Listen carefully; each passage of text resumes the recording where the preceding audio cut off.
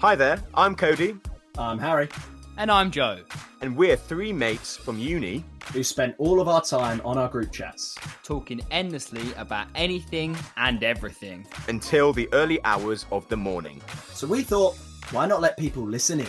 So grab a coffee, pound a Red Bull, and join us on what we like to call our 3 a.m. chats. Hello, beautiful people, and welcome to 3 a.m. Chats, the show where we dare to talk about stuff that you would only talk about at 3 a.m. With myself, Joe, we've got Harry, say hello. Hello. And we've got the man himself, Mr. Cody Mortimer. Hello. So wait, why didn't I get an intro like that? What's that about? Because I just got... Say hello. No, say I hello just again. got hello. That's all I got. The man himself. Because you said hello, and Cody goes hello. That's why. That's why. That is exactly why. Unbelievable. Anyway, moving on. How have we been? What have we been up to since our last podcast, episode 2? Go on, Cody. What have you been up to this week?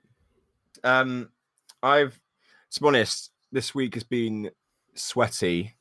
I've been playing a bit of cricket. I've been starting doing that again just because, it's something to do. And also been working with my dad a little bit because he's a groundsman. And it was actually quite nice actually being outside because I think, I've been inside quite a lot these past few months. So it's just nice to do some, labor and get the muscles pumping again.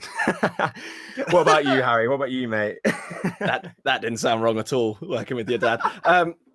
I actually, as we know from the last episode, I went on to record. I was starring in a short film with our good friend Lily, who brought me in on the project. Now, here's a little story for you boys. Got up at 5:30, had to get up into Clapham, right?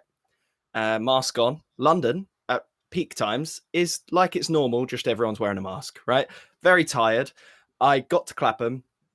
The first scene we did was a bed scene where I had to be asleep. So immediately I'm falling asleep again. It's 9 a.m. I'm already basically in bed again. Following that, we had to, without giving too much away for the film, I had to make coffee in the morning, right? This is something I do every day, but normally I use instant coffee. They wanted me to use a cafetiere. Now, anyone who knows me, I haven't got a Scooby-Doo how to use a cafetiere, right? That's where you press the coffee and it like makes it really refined, I think. I don't actually know, right? And then you pour it straight into the mug from the cafetiere. I didn't know this, and they were getting close-ups of me like making this coffee and this is the first impression they got of me, right? And I'm like taking the lid off the cafetiere after I've pressed it really quickly. Coffee's spilling all over the kitchen. Like I'm trying to, it's so embarrassing. This is all being recorded, like all being filmed, sorry. Like coffee's going everywhere. I then had to like pass her the mug and like I would like drop a bit of coffee as I was giving her the mug. Oh, honestly, boys, it was the most embarrassing start to like a film debut I've ever had. And everyone was like quietly laughing whilst it was going on. Like there was about 6-7 people watching us do it. And they're all like, like, oh, it's the worst. But hopefully I brought it back in the last scene. But who knows, man? Honestly, it was so embarrassing. In all fairness to you, I would have no clue how to do that. And I remember when I went to America last year, and obviously all their coffee's like filtered coffee. And I had no clue how to use it. I was like, what am I doing? I'd literally get someone to show me how to use the coffee filters in the machine. And I was just like, well, what do you, because I literally put their coffee into a mug and then poured boiling hot water on it and then just gave it to the person I was making a cup of coffee to. And she was like, what is this? She literally spat it out and was like, it's can't be that bad. And then she was like, well, how did you make it? And then she was like, no, we do not do it like that. This is not instant coffee. It's so difficult, mate. I've never done it. When you said that word, what is it word? Cafetiere. Cafetiere. Yeah, that's why he gets the special introduction. Oh. What have you been up to this week, man? Mate, I've just been trying to handle the heat. I'm like, my body is not designed for this heat. I cannot deal, man. I feel like I've been saying to the boys earlier, I feel like I've been constantly hungover and I haven't had a drink in weeks. How's your water intake? How's my what? Your water intake. You're drinking lots of water. Yes, I'm drinking. Thank you, Dr. Harry. Yes, I'm Sorry, drinking. I just checking I'm in. drinking. How's your water intake? My water intake is fine, thank you, Harry. I'm just looking out for you. Yeah, maybe you could text me that later, not on the bloody podcast. But yeah, it's been good. I've also picked my guitar back up, which is quite cool. I've been neglecting that for a while. I'm still trying to get to the point where I feel comfortable and I feel like I'm not getting frustrated every time I can't do something. Like a little. Have you actually baby. attempted playing it? Because you said you picked it up. That's the Just first holding step. it. Have I? Yes, of course. No, do you know what I do? I just pick it up and I just take selfies with it on because with using it. So I'm just like, people think I'm playing it and I just don't play it. That wouldn't surprise me. That's like Joe from That's from 100% first year. That is me pre-university before I became a little bit less of a douche. Good use of a little bit less. Yeah, a little bit less. Also, so we're not in the chat in the deep yet, so we're not going to get too in depth in it. But I've started doing something called a mind journal. So anyone that knows me is that my brain goes like 100 miles an hour, and I need to slow it down sometimes and just write down all of my crazy wild thoughts onto a page. So and it can make me quite anxious sometimes. So for my birthday, I know this is a really sad thing to ask for your birthday, but I asked my mum to buy me a mind journal, mainly because it's like 30 quid.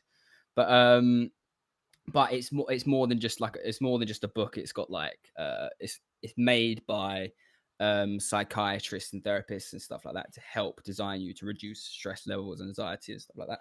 So I started doing that and it's really helping. So that was something cool that I've started doing. But yeah, if anyone struggles with stuff like that, definitely check it out. It's called Mind Journals.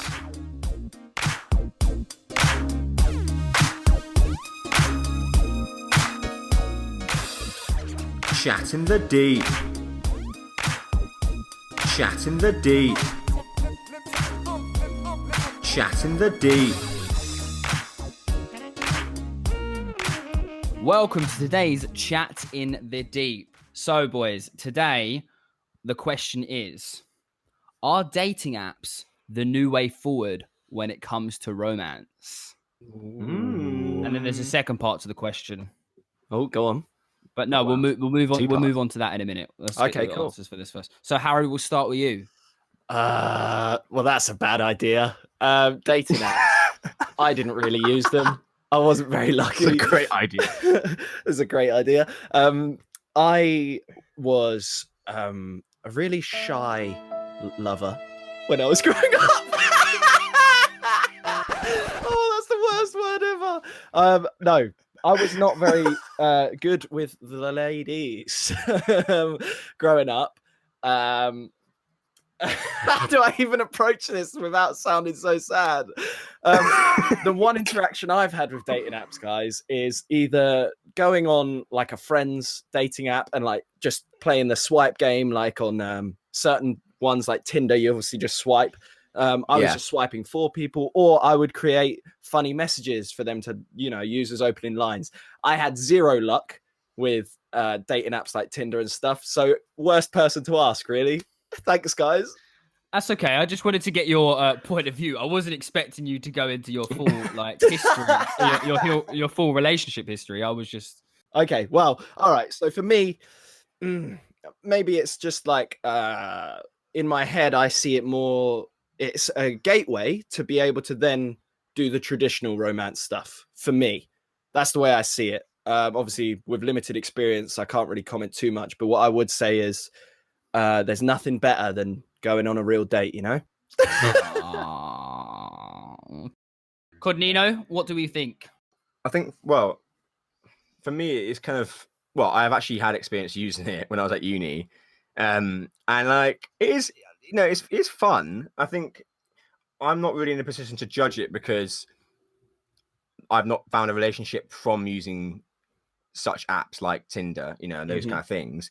But I don't know what the stat is, but I'm pretty sure I've seen somewhere that it's like 1 in 4 relationships start off of these apps now. It's a stat I've seen or something like that, which is pretty high when you think about it. And it's probably higher from if you include social media, because that's kind of how we all message anyway. But is it gonna change anything? I think naturally it probably will, just because I think we're in a generation of people who, I think we meet more people from different areas. I think in, 30, 40 years ago, people would tend to want to stay in their own kind of section, an area of their country or whatever. And you kind of see that, people, they live here, work here and die here sort of thing. Whereas I just think a lot of young people now are kind of, because we're lucky in terms of transport and stuff and how easy it's getting, we can do these longer distance relationships. And I think that's what Tinder and other apps like that help with. They really help with being able to connect with those people. And then it makes you, realize, oh, wait, I actually can see those people, instead of going, oh, wait, you're too far away. Yeah, I agree. Yeah, go on. Sorry. No, sorry. I was just going to say, I think like stuff like Tinder and that often get given a bad rap as well, because they're seen as sort of like seedier apps, if that makes sense. Like they're basically used for one function rather than for actual romance. But it can help a lot of people that maybe aren't as confident in person.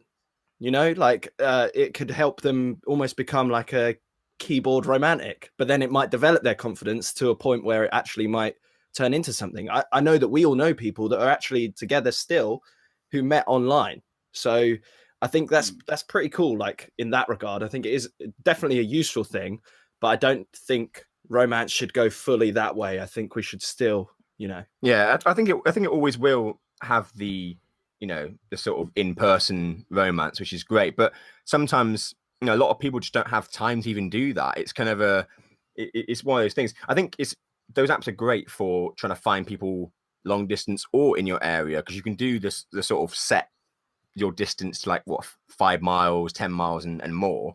And it's just really good in that sense for the kind of person you want. And you sound rather experienced, Cody. Joe, what are you saying? What are you saying? So I have. So you're talking about statistics. I have the statistics that are based in America. There's not one for the UK at the moment. Well, not one that I can find. And it says that as of 2015, 20% of couples who are currently in committed relationships began online. So 20%, which is quite a big percentage, to be honest with you, when you think about it. So 1 in 5. Yeah, look at you, quick maths. Yeah. So but then they say 60% met through a friend. So okay. So when you compare it, majority of people still are moving the traditional way. But yeah, 20% is quite big, because when you think about when you think of online dating, that's online dating. That's not just dating apps. That's that's including, I don't even know what they are. The ones that majority of the older generation use, and not the younger generation, that are looking for solidly dating rather than a lot of. I think the thing is that with things like Tinder and stuff, they get a bad rep, like you said, because they're perceived as hookup apps, aren't they? Yeah. And the reality of it is, majority of people, especially in my experience, women aren't looking for hookups. And I mean, as in my friends who have Tinder and stuff are like, they're like, oh my God, these guys are just sending me these really crude messages. And I'm like, oh God. So that's something I was going to ask you, not like as if you specifically, but what's worse? Is it talking to a stranger via a dating app, or, like in that setting, so it's not just a randomer, like you know who they are based on social media or whatever, or talking to a randomer at a club or a pub? Do you know what I mean? To like, what's I find it personally, I'm quite a chatty person, so like I'll end up talking. So I'll go to Tesco's and I'll end up being there half an hour longer, because I'll end up chatting to the person behind the till, whether it be a girl, an attractive woman, or a 70-year-old man. It doesn't matter who it is. I'll end up being there like chatting there for days. So I'm always going to find it easier to talk to someone in person. I find it so. I think thing is, for me personally, I find it so much harder to talk to someone online because it's like, because the thing, it gives you a chance to overthink things, whereas like 100%. in reality, you just speak. And you can your perception of a message over your perception of what someone said to you in person is so much like there's such a difference in that. Exactly, and then also in person, you've got body language and you've got tone, and there's so many things to take into. Whereas you're trying to, it's quite a lot of pressure, I think, to do all those things in an app or on an online message, especially when you consider majority of the, how do I say this? Majority of it's the general consensus online that especially when it comes to male-female relationships, that the man should talk first. A lot of girls have that, or a lot of women, should I say, have a lot of, it's a very traditional thing, isn't it, that the man should make the first move. And I hate that. That really bothers me. Isn't there there's an app now that's the women have to speak first, right? Yeah, Bumble. So go on, Joe, tell us. I'm actually not on that one. I am on. Okay. I am on two. But that's it. I am on currently on Tinder. Yeah, I'm on Tinder and Hinge. But I find Tinder's, if I'm honest with you, that is a dead app to me. Like, that's what I was going to ask you. Is it really like? Because I don't even. To be honest with you, I've never. I don't really use Tinder. I can't say I've ever talked to someone properly, had a proper conversation with someone from Tinder. Oh wow! I've never met anyone from Tinder or anything like that. I've never met anyone from dating apps. I don't think. No, I haven't.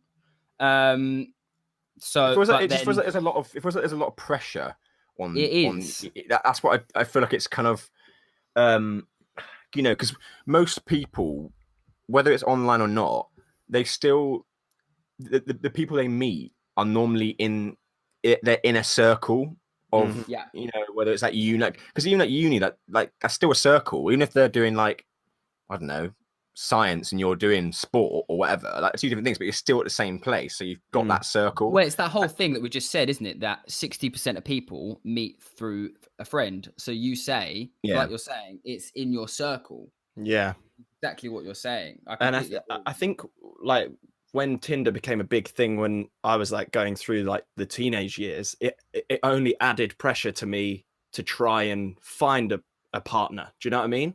Because you almost, it wasn't a game, but like you saw loads of your mates on there and they'd be talking to all these people. And then all of a sudden you're like, oh man, now like, what am I doing wrong?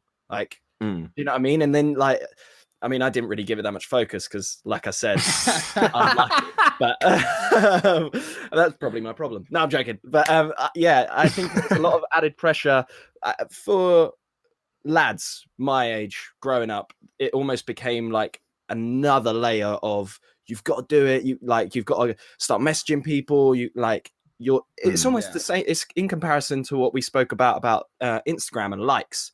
It almost became a thing of like, oh, they're talking to like 50 people. That's insane. Like I'm talking to 3. Do you know what I mean? Like, not that I really had that much experience, but yeah. Switching that to real life as well, because I compare it to when we all went to Zante back in 2017, and that was a thing of, because I was single then. And I felt the same pressure, even because it's in real life. But I felt the same pressure of, well, you're single, so you've got to get with someone. Then you got to find a girl, or whatever, and do something. And I hated that pressure of, I wanted to be there just because it's a holiday. But you do feel that pressure when you're in a place like that. That's kind of what I compare Tinder and these apps sometimes to, is a place like that where a lot of people do look for that, and it becomes, it becomes sometimes a bit of a like nasty, hostile place, because you get a lot of, unfortunately, it is a lot of guys especially that are kind of, they're all looking for one thing, and it becomes overcrowded in that sense. So I guess you can relate the apps to real life as well, but again, when you're on an app, it is still just white noise, isn't it? It's all just text, it's all just stuff that can make you overthink, which I guess, at the end of the day, I hope it doesn't go down that route too much because I do like the real life romance. My guy. But yeah. Oh, bless you, boys. So I'm only. What I was wondering, and the reason I brought up the question was obviously with the pandemic and everything. People are bored. People are quite lonely, so they can't obviously go out as much as they would. Well, I think they can a bit more now, but certainly earlier on in the lockdown they could not.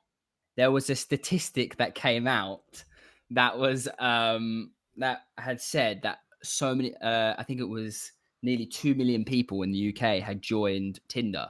Tinder released that stat. Whether it's true or not, who knows, but they released that stat during that in April. 2 million people joined Tinder. They didn't say what sex or whatever, but that was what had been brought out, and I was like, oh, and it was quite interesting to know, okay, is that where everything's moving now, and is everything going to stay that way after lockdown is finished? Yeah. So it's quite an interesting way to look at it, and I guess someone who is currently single and who is on some of these apps, I would agree with some of them create a certain pressure and it's like forcing you to do something that makes you uncomfortable. Yeah. And certainly I would say Tinder is one of those apps that certainly for me doesn't create a safe atmosphere for people. Whereas comparing that, the other app that I use, which is Hinge, is a lot more it's a lot more easy. I find it a lot more easy to talk to people because it's a lot more so when you create your profile, it's very different to Tinder in the sense of you have 3 pictures, but then you also have like they give you questions to answer to, and they give you certain things that you can put on your profile that you have to put in. So it's it eliminates all of that pressure, and you can just talk to people based on what their biggest fear is, or what their biggest, I don't know, whether they like pineapple and pizza. Do you know what I mean? That kind of thing. That's a debate for next week. That's it. No. Yes. God. But yeah, so it's God. easy. So it takes away some of that animosity. Yeah. But I do think it is fascinating in the way it is going. But I am like you boys. I'm a bit of a traditionalist in the sense of I would prefer to meet someone face to face, and that's not because of the stigma that I don't think really is there anymore, to be honest with you. Certainly not for me about meeting someone online, because I've got friends who have met online and it's not a problem. And it's been like lovely success stories through that in terms of actual relationships. There are success stories. Yeah. But I also go on. I was gonna say, I just love that buzz, and I think you talked about it before, Joe. When you're so you wouldn't probably message them on Instagram or whatever, but when you then meet them after like a few messages or whatever, it's such a nice buzz, like when you're talking to them, and there's something about that I just don't know if a dating app is ever gonna give you, because it's just, I don't know what it is. It's just something about the interaction of, little flirt, little jokes, like in person, actually seeing them live in person with giving them reactions to what you're doing and vice versa. I don't think an app can beat that personally. I'm not saying it's impossible, but I think that I would agree with you. It is one of those things that would be very hard to replicate. But no, I do agree. You do get that buzz from when you go on a date and stuff like that. And I think it's also hard to find that in a person online. Like for someone who is awful at being on their phone, I lose interest. Like I'm so bad, because I'll be like proper into messaging someone, and then I'm just like, and then I go do something, and I forget completely about my phone. Joe literally text 2 hours ago asking when we were recording this. We had this plan for a week. My thing is that whilst I can spend, if I'm on my phone, I'm on my phone. Like I can spend quite a lot of time on my phone. Yeah. But if I'm not on my phone, I know it sounds like obvious, but if I'm not on my phone, I'm not on my phone. As in, like, my phone will be upstairs, away from me, and like I'll be like I'll then spend an hour looking for where my phone is. Yeah. But I like that. I like that because that's something I need to do a bit more. To be honest, too. it's just that's I think that's how it should be. If you're out with a friend, whatever, like having a drink, your phone shouldn't. Even, I don't think you should even be on a table. Really, it should just be somewhere else in your pocket, whatever, because you're with that person. It's something I've been a culprit of, especially the last sort of 5 years, because social media and everything's been growing and growing, and it's been so accessible and so easy to use and almost addictive. Like, it can be hard to come off it.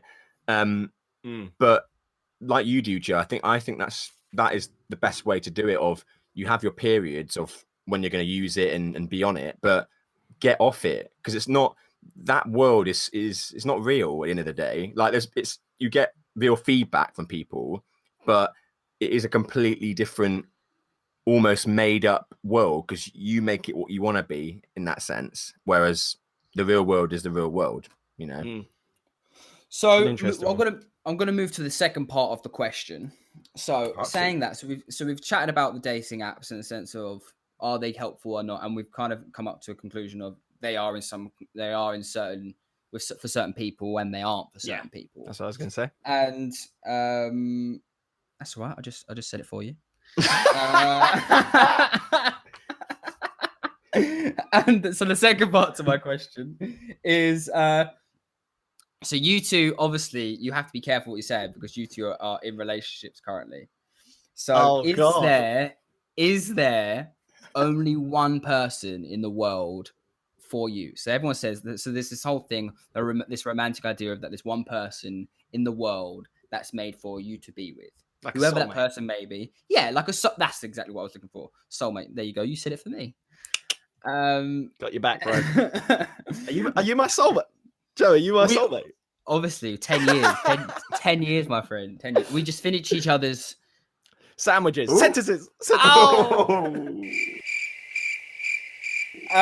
Anyway, so the whole idea of soulmates is what we're talking about. Is there one person for you? Because there's certain people that say monogamy is outdated, and there's certain people that say, no, there's one person for me. I just need to find that one person, and that's what they look for. There's shows about it when you look at shows like How I Met Your Mother. How he's like, oh, the character Ted is like, oh, I need to find that one person. There's one person in the world that's for me. But anyway, is there one person for you? We'll go to Cody this time. It's a weird. I think no, straight up, because I don't think. I think there are so many people in the world that, like, yes, we don't get to see everyone. So I think that's my short answer. Really, is you just don't, because I don't really know what that one person is meant to be like until you meet them, sort of thing. And I guess that's what you mean by, is there one soulmate, because you don't know until you meet that person. But then I just think you're never going to meet the 7 billion people that live here. So in that sense, I don't know how you can really only think there's only one person out there for you, because things can change. Like, people change as well. I've seen it in so many different relationships. Like, they come together, they're perfect. They're like, yeah, we've met at 24 years old, whatever. And then they get to sort of 30, 31, and they're completely different people because of especially that part in your life, you've changed. And I think that's what we've got to accept, is people will change, and that's mainly my reason why I don't think there is just one sort of soulmate that you're going to find. Basically, that's just my opinion. So before we move to Harry, what a follow-up question on that? So do you think then there's this traditional idea of you stay with one person, you pick one person, you get married to that person, you commit your future to them. So then if you're saying, but people change, so if you had got to, very much certainly in our parents' generations, it was a thing of, okay, if someone changes, unless something drastic happens, obviously, there's certain situations where this wouldn't be applicable. But you would, if that person has changed, you would, and you weren't necessarily as happy as you were, would you stick with it? that's or do you then be like, okay, but well, that this person was right for me then, do I now move on to someone who is different, who is probably right for me now, and I would be happier in that sense? Because it certainly is traditional, as a traditional idea that we know I've committed to this person. I'm staying. It's not because it's not about staying loyal, because that's a separate issue. It's to say it's accepting it. Maybe we're too different for each other now. Maybe we've grown apart, and maybe it's time for change. Maybe we need different people now because we're different than we were, like you said, when we were 24, for instance. So there are certain people that say there are certain people for different occasions of your life. What do you think on that? I mean, I was just going to say on that, just because that kind of brings me to that point of, for the one soulmate thing, like, yes, you've met, but I think I'm a massive believer in there's a reason for everything happening. So that person, yes, they might be your soulmate, but they might have been, there might be a reason why you've had to meet them, because it's going to change you. And, like you said just then, Joe, when people do grow apart and, you're realizing maybe they've changed, but obviously it's not all about them. It can be you. Like, I think it's the acceptance of, like, they might change, but you've also changed as well. And again, I don't know. It's a weird one of, I think you shouldn't just completely leave the partner and just because they change a little bit. I think you need to work on that and accept and go, okay, well, now things are different, and this is how we're going to do it. And this is how we're going to go on with our future. But if it's a burden on you, and if it's been going on for years and years and years, I don't see I don't see why you would need to stay with him. But again, it's age dependent. If you're a lot older and it's only a thing that's happening when you're sort of late 60s, 70s, maybe you're someone who can stick through that because you've been a bit more weathered.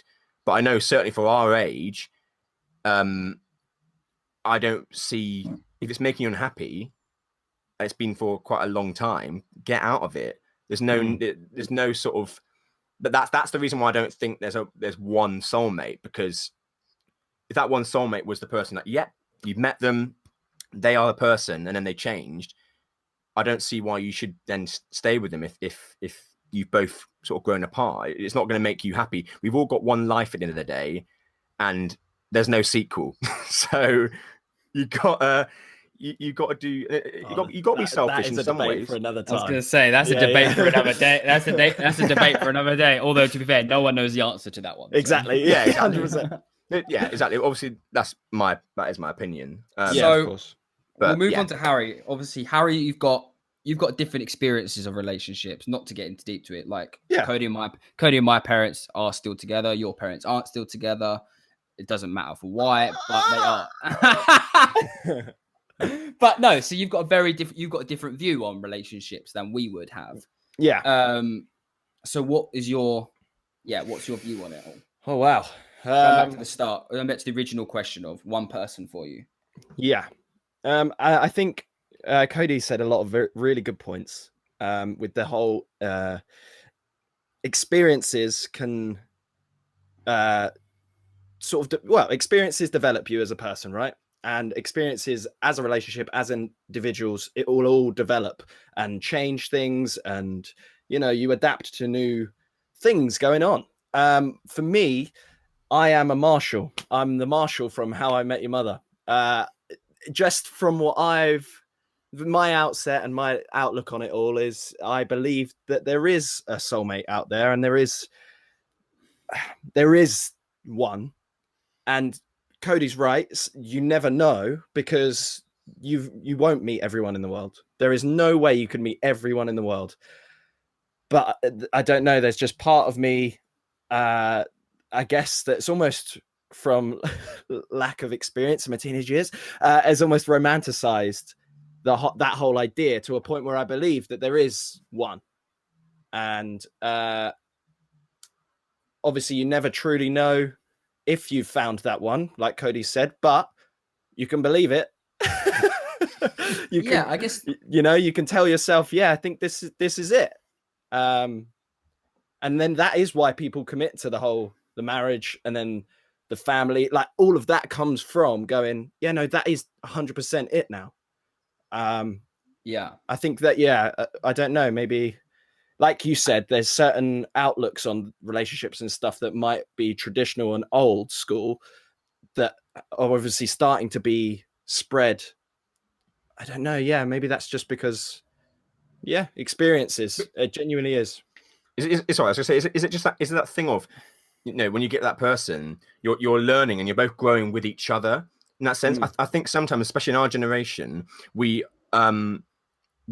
think we've become very picky as time's gone on, because we know we can get into anyone's sort of DMs, if you like, and message anyone. It's not like how it used to be 20 years ago or even less, because you couldn't do that. You had to be in the sort of, you had to meet them basically.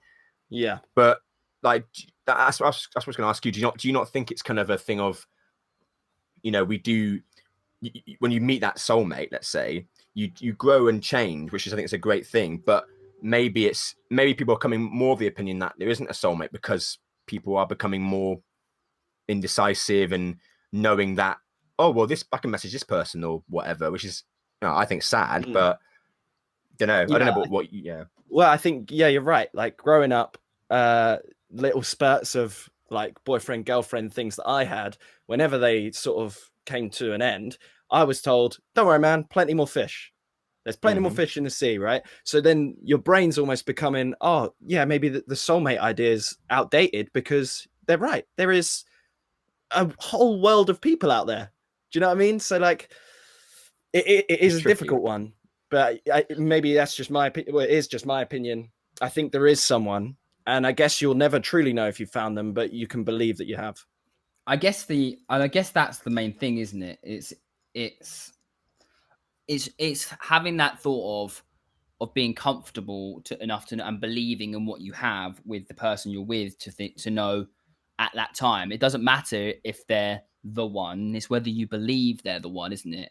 And because otherwise, I guess if you have that feeling of, oh yeah, but I'm with someone, but I don't think they're the one, you're going to be constantly having one eye on everyone else, and that's when stuff like cheating and being disloyal and stuff happens. And where but I think it was a really nice point you made, is that it doesn't matter if that, like, I know you didn't necessarily in these words, but if you believe that they're the one, then that's all that really matters, because it comes to the occasion of, like you say, you don't know if you've met, you won't ever know if you've met them and you've let them pass you by, to sound romantic. But you can feel it.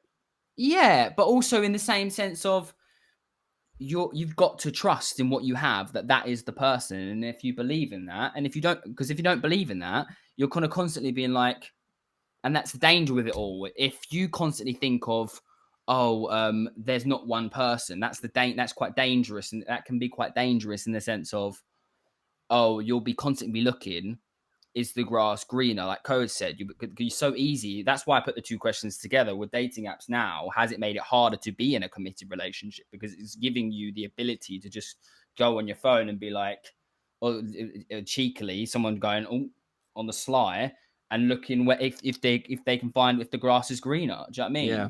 So it's so much easier to do that now. And then when you think about it, it's so much harder for some people to be in committed relationships. So the one, you can end up leading you astray because there's so many things going on. Whereas if you just do what you said, you're like, no, this person's the one. And even if it doesn't work out, okay, they weren't the one when it ends, but it won't end because you were looking to see if the grass is greener on the other side. That can be quite dangerous if you look the other way. I guess the kind of thing is that the way I kind of view it is I'm a massive romantic. I like rom-coms are like my guilty pleasure. So like I would love there to be one person. Same. But also I'd love that. I love the idea that you meet one person and then it's like, but I'm also a realist in the sense of that isn't probably the case. But then going back to the first point is that you want to believe that I've been in relationships in and out since I was 15, and this at the moment is probably the longest I've ever been single on my own, which is quite nice. So I've kind of learned the most about myself, and being honest, I've made loads of mistakes in relationships because of that thing of I've always had one eye on, okay, no, the grass looks green over there. Sorry, bye. And I've ended up really hurting people because of that. And I think it's now a thing of, for me, certainly, is I've realized is that what you've just said, I want to believe what you've said has, in the sense of, doesn't matter if there is or there isn't, I believe that this person is. Yeah. And I think that approach, for me personally, is the best way to move forward. And linking that back to the first question in regards to dating apps, it doesn't matter whether you meet them on a dating app or in a bar, or you bump into them on the street, or you meet them through a friend. Doesn't matter how you meet them, as you've got to. It's that thing now. Is that Code's right? People have become pickier because there's more because they see that there's more options out there, rather than, because social media and dating apps have given us a bigger view of the 7 billion in the world, or how many there is in the world, is that you can now see that. And I think, Cody, you said it earlier as well. There's a feeling in real life, and maybe some people can find that in dating apps and on social media, talking to someone, but there is a feeling, and it is a classic saying, but when you know, you know. And that's something I truly believe in. And it's very Marshall from How I Met Your Mother, isn't it? But I genuinely believe that. And I think it's blindingly obvious to me personally, that feeling. And I think there's a large part of it is you don't want to, in my opinion, spending time with someone, you want to spend time with them because you believe that that's where that's it. That's like, some people don't like that idea. Some people do like the openness and the open relationship style of, meeting people and doing all of that. But for me personally, you spend time with people that you want to spend time with, you commit that. And therefore you're doing that to secure your future, and you hope that it works out. And that's how I feel, I think. Yeah. And whilst I know that for people listening, I know that whilst this can all sound pretty one-sided, and yes, we may slightly disagree in the way in what we think about this subject, but yes, we're all coming from the same side of the coin, in the sense of we're three straight guys. So we've all experienced that side of it. We know there's very much, we know it's not a coin. We know it's more of a dice, in the sense of there's so many sides to what things are happening, and different experiences that there will be, in the sense of, like Harry's just said, there's open relationships. It's a different experience for people who are gay, and different experience for people who are bi. So while we're coming from one side of the coin, so we're not saying this is right, but we're just saying, this is how we want to voice what we think. We're voicing on our experience. Exactly. We're voicing our experiences on what have happened.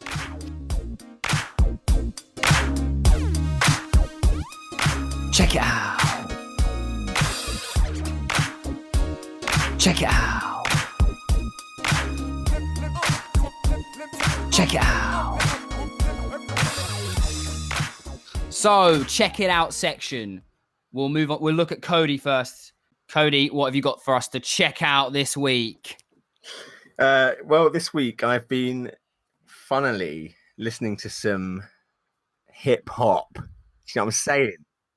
And I had listened to it sort of, I don't know, maybe 10 years ago. I was kind of into it, but I sort of slowly stopped listening to it. And I just don't know. I think it's just the lockdown thing of, you do weird stuff in lockdown, in the sense of you find stuff you might have not been doing for ages and pick it back up. So I'll be listening to, a bit of Warren G, obviously the notorious B.I.G. And just the kind of hip hop greats. It's just kind of made me realize, like, just how good it was back then, like in the 90s, the way the lyrics they're talking about and saying, it's so incredible, and I just love the beats of it, and just the meaning of it is so good. I just don't know if anyone is ever going to replicate, because they're pretty much the founding fathers of hip hop, like I didn't mention Nas as well, and people similar. They all just have this just natural flow, coolness. Everything about it is just great in my opinion. So yeah, that's what I've been doing. Check out hip hop if you want, guys. I'd recommend the sort of mid 90s hip hop is my Nice. fave anyway. With that note, do you think, a quick question on that? You know how they say like with fashion, it comes back around. Do you think the same about music in the sense of that style of hip hop is going to come back at some point? No, I don't think it will. I think just because that was kind of a discovery really from the late 80s onwards. That was a new thing coming in to do that kind of style of hip hop. I think you see it all the time now. People try and replicate, songs from the 60s, trying to sound like, I don't know, Elvis Presley, or like they all do it because I think that those eras of music were of their time and they're just timeless. So I guess long story short, I just don't think it can be replicated because it's simply been done. It's up for us to make our own genre and era of music simply. Fair enough. Okay, Harry, what have you been checking out this week? As always, just a couple of bands, and I know it's only episode 3, but I've genuinely forgotten what I recommended for episode 1. So if I'm repeating myself, I'm sorry. 2 people, one band and one artist. Firstly, Willie J. Healy. Honestly, some of his stuff is so good. It's such an original sound. The first song I listened to of his was Why You Gotta Do It. Have a look at it and then look at the rest of his stuff. It is just gold. And then the other one was The Big Push. They're a band that I've been following just over a year now. And That was his the big push. Oh, God. Terrible. Breathe. Terrible humor. Well, they're ironically, their song Dignity is one of my favorites that they've done at the moment. So there you go. Okay, so that big push. Everyone give a big push for Harry. What about you, Joe? Go on, mate. So, as you know, I'm not really a big music person, ironically. So I've been on Netflix. Actually, been checking out. I actually watched Suits for the first time. Oh wow! I've never seen it, so I wanted a new series that I could watch because I have like I've like 4 sitcoms that I watch on loop. So yeah, yes, so I've started watching Suits, but yeah, because I wanted a new series to watch, like a new serious one, that I can get into. But yeah, I thought it was good. It's all right. It's not the best thing I've ever watched, but it's something I can get into. How long are the episodes? They're quite long, actually. They're quite like, I think they range from like 45 minutes to like an hour and 20. Oh wow! So it's like a Game of Thrones level commitment. Yeah, exactly. But I quite like it in the sense of it's quite how do I say this? It's not all about. There's like little bits about characters in each episode, but each episode is about like a different like case, and there's a different case. Nice. It's all set in a I don't know what they call them. Like we call ours barristers, and it's like lawyers and stuff like that, isn't it? We call ours a set of chambers, but I don't know what they call theirs. In a lawyer's firm. And it's set there, so it's all about like different cases each episode, and then there's like little bits about each character in each episode. So it's not too full on. So it's quite nice. It's a bit different, and I quite like watching stuff about the law and stuff like that because I really liked. It's not how to get away with murder. I think is the other one, the one with Viola Davis. That's really good. That one was sick. But so I really like that. So I thought, and someone then recommended Suits for me after that. So yeah, I've been watching that. Also, as you know, my music taste is quite a bit different to yours.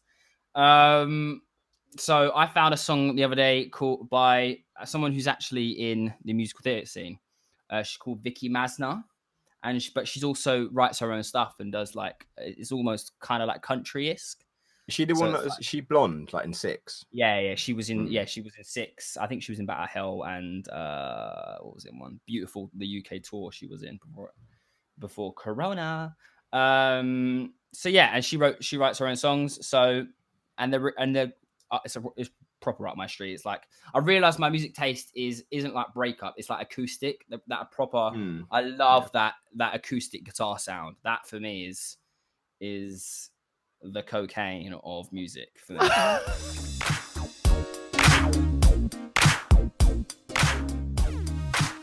Personal question section. Personal question section. Personal question section. So our first one comes from Ella Thomas, and she says, "Is there a dream show that you three would want to be in together?" Oh, together. Yeah, so not just Oh. your dream show; it's a dream show that all three of us have to be involved in. Yeah, it's not all about you, Jay, mate. Come on. I'm gonna add to this. So we've got to say a show and then like a film or TV show. So there's two we have to pick. I'll go first. So I would love to do. Show wise, I'd love to do something like Dogfight. It's like the brothers, like brothers in arms sort of show. Where it's a group of lads, but it's also got like a much deeper meaning behind it. Great show, love it, love the music, love everything about it. And then, as in terms of like a film or a TV show, I would probably go with again either like a soldier thing or something on the level of Lord of the Rings and Game of Thrones, like the like just the casting around that sort of film or TV show is just insane. Like I think that the relationships that they build both on and off screen is quality. So I'd say those. That's it.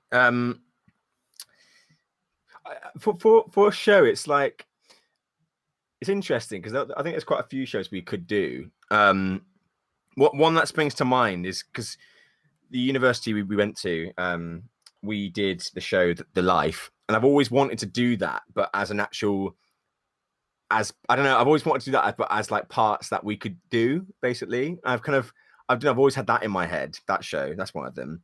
Well, you love the music in that as well, don't you? Like, yeah, I do like a bit of Cy Coleman. He's a very It's quite funky, that show, isn't it?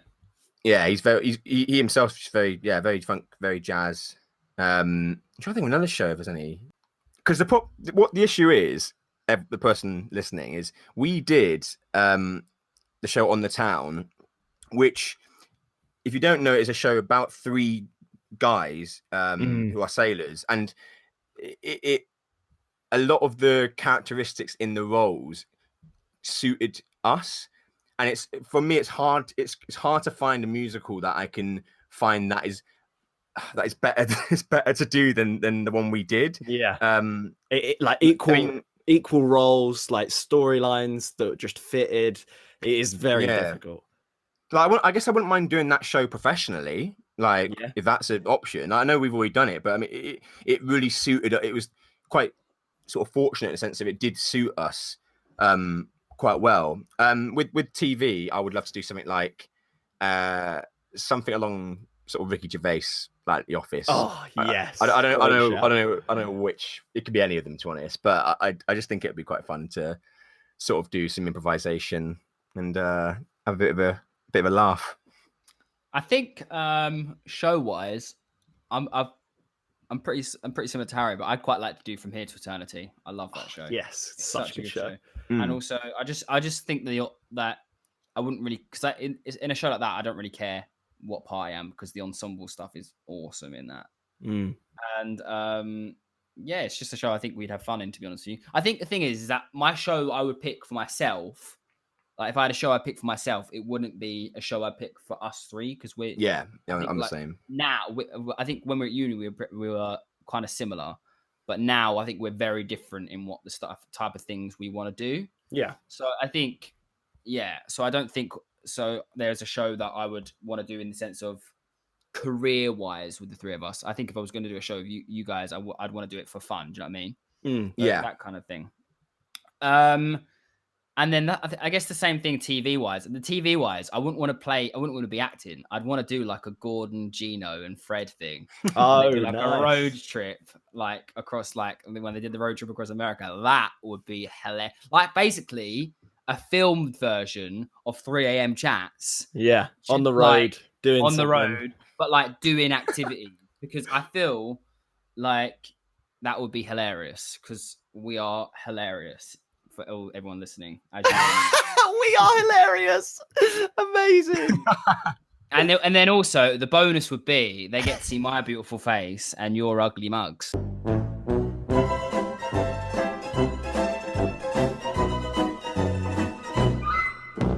Oh, nice. Good workaround. You just said we are hilarious, so everyone's switched off. All right. Another personal question, Harry? I have, yeah. And we're going to take it over to someone that's submitted before. It's Dan from Kent, and he's coming in with this.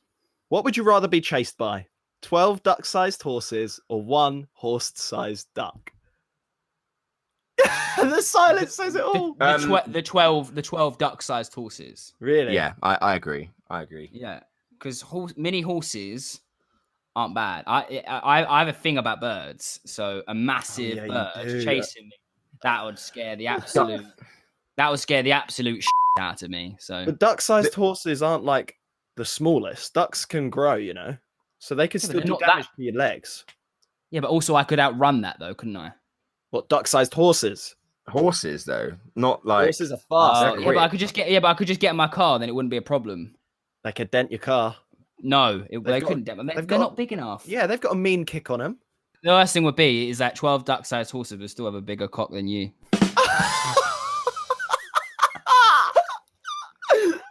Oh my god.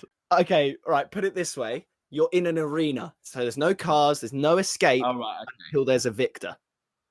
So as I have to fight one. Now I'm not outrunning it. Now I'm No, fighting. you're one. fighting. to 12 or 1. I'm still going the horses. Are The you? mini, Yeah. I'm still going mini I horses. would. Giant duck. No, mate. To be fair, the 12 duck-sized horses would still be taller than Joe. So I just kick them. I just kick them. Yeah, I just kick I them would away. kick 'em. Play football. Yeah, I think we might all be in agreement here. Not that I want to harm any animal, obviously, but yeah, the horses are gonna. I mean, They're I gonna want to pay for what harm they've done. like a massive duck. I don't That is care. scary. I'm not gonna lie, that is scary. Like it's That beak. is- I think we are all in agreement. The horses have won/lost because we would beat them.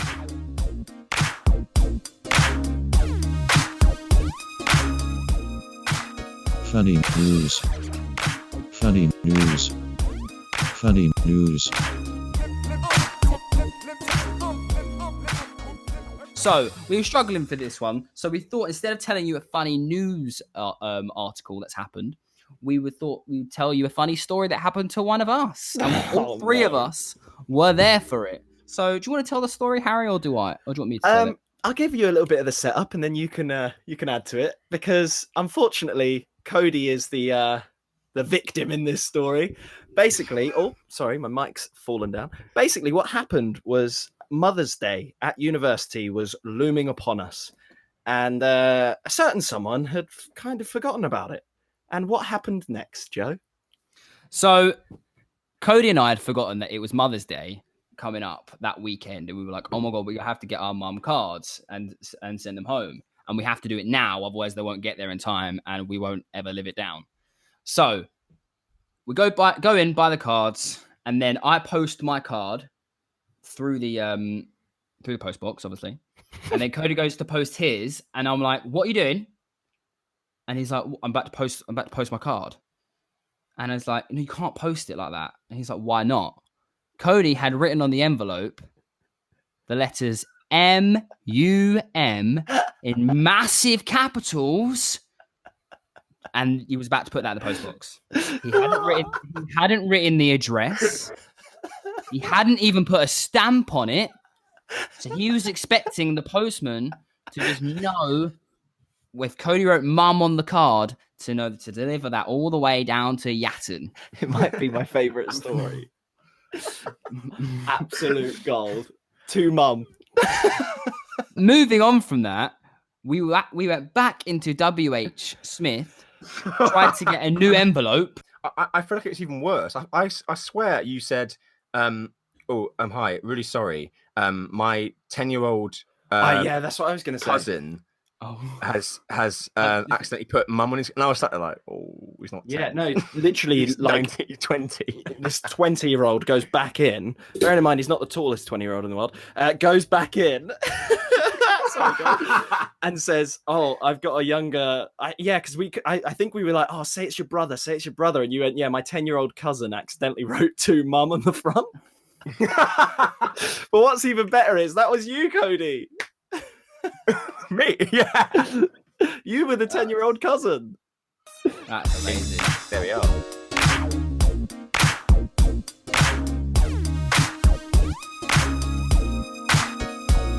Okay, beautiful people, that is the end to this episode of our 3 a.m. chats. Please make sure you give us a share on our Instagram, 3 a.m. chats podcast, and make sure you send your submissions for your personal questions section to our email, the 3 a.m. chats podcast at gmail.com. And also, if you want us to talk about any topics, or if you have any funny stories or funny news, make sure you submit those too. Make sure you give us a share. Let us know how much you enjoyed our podcast, and have a great day. Say goodbye, boys. Bye.